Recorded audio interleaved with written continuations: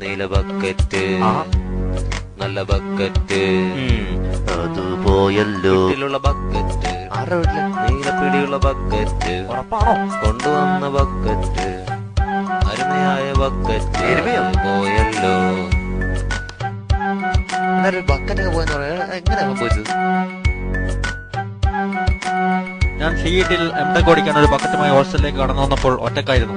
ഈ ബക്കറ്റിനെ കുറിച്ച് വ്യക്തമായി പറയാൻ ചാത്തന്മാർക്ക് പോലും കഴിയില്ല, പക്ഷെ എനിക്ക് കഴിയും. കാരണം എന്റെ ബർത്ത്ഡേക്ക് സമ്മാനം കിട്ടിയ നിലപ്പിടിയുള്ള ചുവന്ന ബക്കറ്റായിരുന്നു അത്.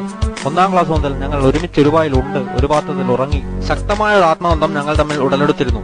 പക്ഷെ എന്തു ചെയ്യാം, കഴിഞ്ഞ ഏതാനും ദിവസം മുമ്പ് വളരെ ദാരുണമായി അത് നഷ്ടപ്പെട്ടു പോയി. ആ ബക്കറ്റ്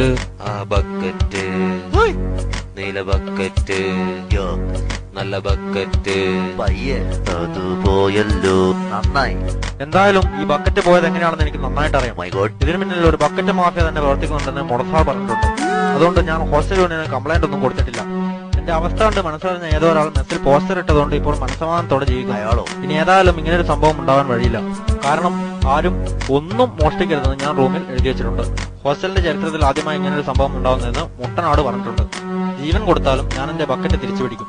ആ ബക്കറ്റ് എനിക്ക് തിരിച്ചു കിട്ടുമോ? അഥവാ തിരിച്ചു കിട്ടിയാൽ തന്നെ പഴയ ബക്കറ്റിന് പകരമാകുമോ? അത് ആർക്കറിയാം. ആ ബക്കറ്റ് എടുത്തോണ്ട് പോയ ആള് പിടികിട്ടിയോ? ഇല്ല, ബക്കറ്റിന്റെ പിടികിട്ടി. എണീച്ച് പോടാ അവിടുന്ന്. കമ്മോ, അവന്റെ ഒരു ബക്കറ്റ്.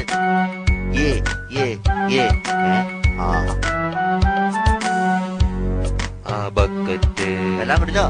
നീല ബക്കറ്റ് നല്ല ബക്കറ്റ് എടാ നിർത്തടാ. അത് പോയല്ലോ. അത് പോയല്ലോ. അയ്യോ, അത് പോയല്ലോ. അത് പോയി.